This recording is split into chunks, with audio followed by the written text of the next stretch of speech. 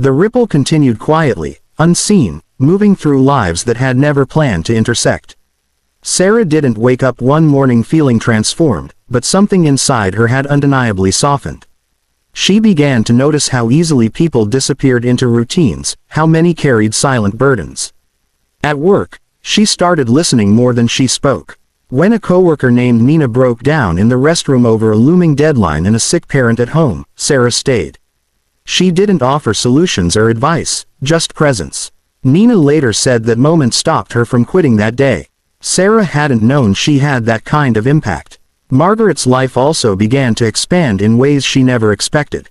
Volunteering at the community center started as a way to fill time, but it soon became a source of purpose. She listened to stories of loss, struggle, and resilience, realizing she wasn't alone in her grief. One afternoon, she met a young mother who reminded her of herself decades earlier, scared and uncertain. Margaret shared advice, recipes, and something far more valuable, reassurance. The young mother went home lighter, feeling supported for the first time since moving to the city. Leo, meanwhile, was changing in subtle but profound ways.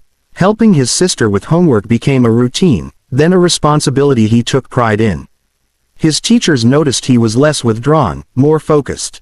One evening, he stopped a friend from shoplifting, something he would have laughed at weeks earlier. He didn't explain why, he just knew something inside him had shifted, a belief that his actions mattered, that he wasn't trapped by anger.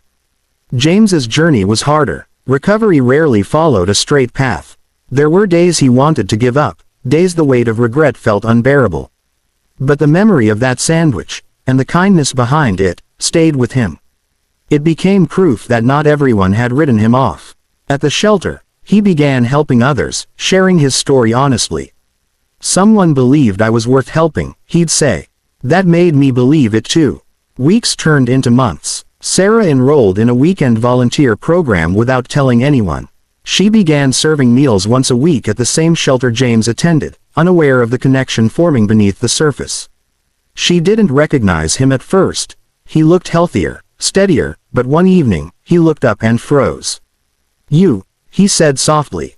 Sarah paused, confused. "The sandwich," he continued. "You gave it to me."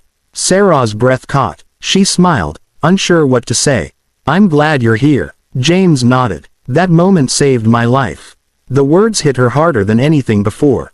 She went home that night overwhelmed, realizing for the first time that kindness didn't disappear after the moment passed. It lived on, multiplied, changed form. Elsewhere, Margaret attended a small community meeting where residents discussed improving public transport access.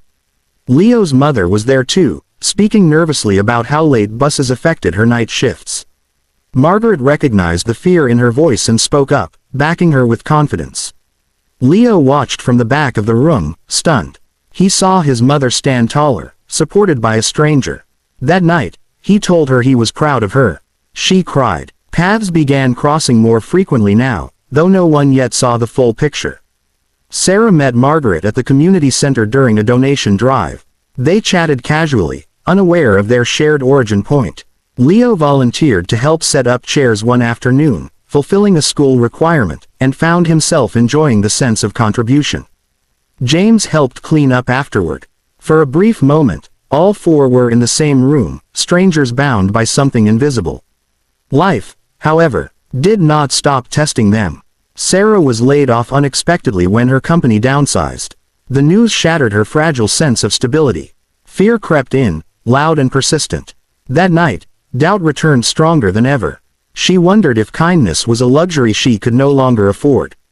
The next morning, she received an email from Nina, her coworker, who had recommended Sarah for a position at another firm. "You didn't give up on me," Nina wrote.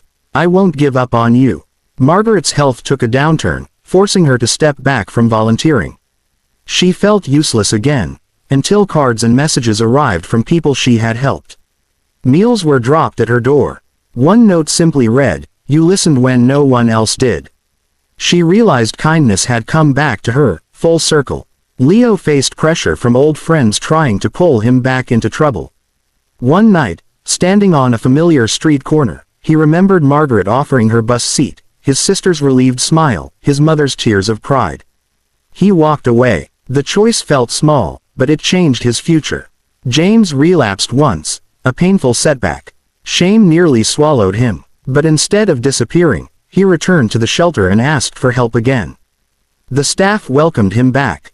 Progress isn't erased by falling, one counselor said. James held on to that truth.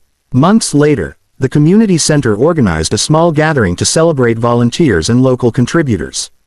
Sarah attended reluctantly, still adjusting to her new job.